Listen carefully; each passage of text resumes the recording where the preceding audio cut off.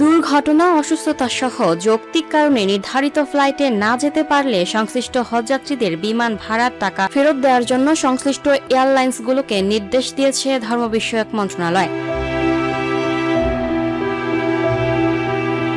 ধর্ম বিষয়ক মন্ত্রণালয়ের হজ এক শাখার সিনিয়র সহকারী সচিব মোহাম্মদ তৌফিকুল ইসলাম এক পত্রের মাধ্যমে গত বৃহস্পতিবার এই নির্দেশনা দেন।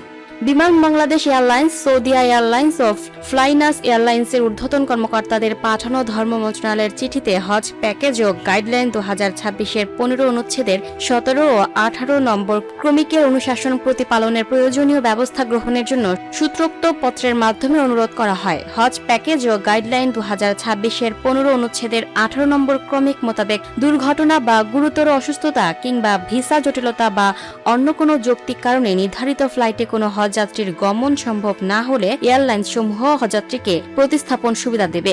এক্ষেত্রে উল্লিখিত কারণে উক্ত হজযাত্রীর সঙ্গে সহগামী হিসেবে নিবন্ধিত পরিবারের কোনো সদস্য হজে গমন করতে না পারলে সহগামী হজযাত্রীকেও প্রতিস্থাপন সুবিধা দেয়া প্রয়োজন। পত্রে আরো বলা হয়, দুর্ঘটনা বা গুরুতর অসুস্থতা বা ভিসা জটিলতা বা অন্য কোনো যৌক্তিক কারণে নির্ধারিত ফ্লাইটে কোনো হজযাত্রীর গমন সম্ভব না হলে উক্ত হজযাত্রীর সঙ্গে সহগামী হিসেবে নিবন্ধিত পরিবারের কোনো সদস্য হজে গমন করতে না পারলে সহগামী হজযাত্রীর বিমান টিকিট প্রতিস্থাপন ও বিমান ভাড়ার অর্থ ফেরত প্রদানের প্রয়োজনীয় ব্যবস্থা গ্রহণের জন্য নির্দেশক্রমে অনুরোধ করা হলো। প্রসঙ্গত প্রতিস্থাপনের ফলে এয়ারলাইন্সের নির্ধারিত কোটার কোনো হ্রাস বা বৃদ্ধি হবে না।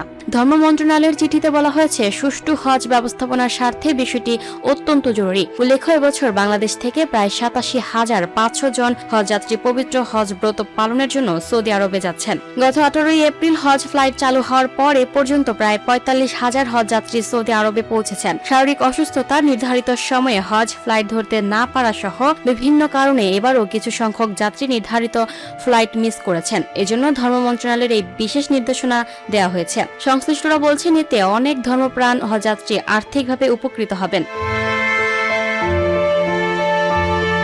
Lucky Akter, up to date news, Dhaka.